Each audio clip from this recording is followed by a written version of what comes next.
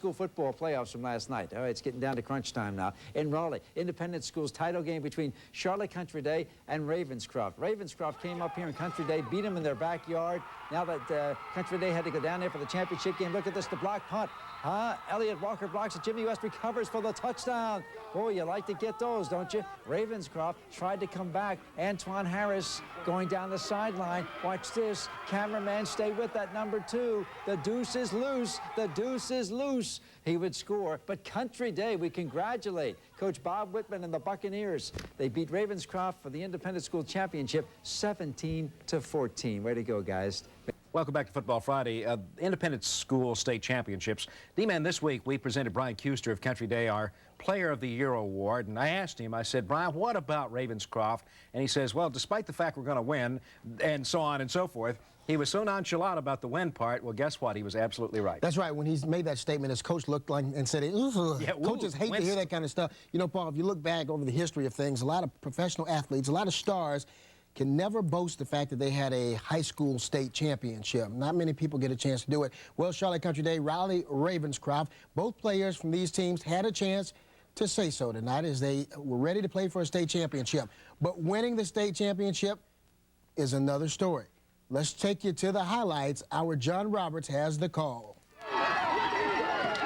When you talk about football tradition, here are two teams that stand tall. 12 times since the 70s, either Ravenscroft or Country Day has won the state championship.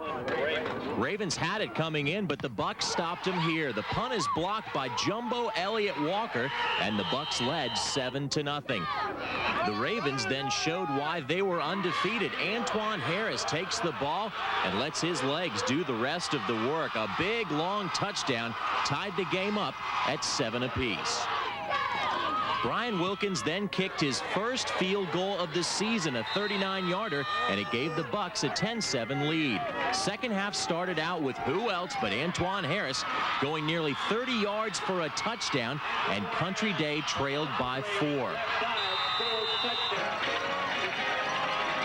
But in the fourth, the Bucks came up big on 4th down.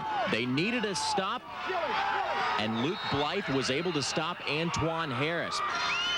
That gave them about 5 minutes to score, and new quarterback just in, Ryan Stroker, finds Brian Porter a gutsy call, but a huge payoff as the Bucks go on top 17-14.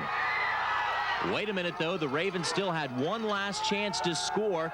The last-minute attempt was picked off by David Zelickson, and it was time to celebrate. It's the best feeling in my life, but I don't take credit for it. I take my teammates take credit for this. We won this as a team. We are #1, and we'll stay #1. Yeah, Bucks, state champs! And this football tradition continues as the Bucks bring home the state championship. 17-14 was the final. John Roberts, Football Friday night, Raleigh. Oh, Bob Whitman. Was he excited, Brian Porter? How big is that? That is huge. Incredible. To win on the road, and especially on a soft, soggy field where your #1 threat, Keuster, a fine running back, really can't get his traction and can't get his game going. So that really says the Buccaneers did something a different way and winning through the air. That's right. And they were going up against the odds, taking on the defending state champs.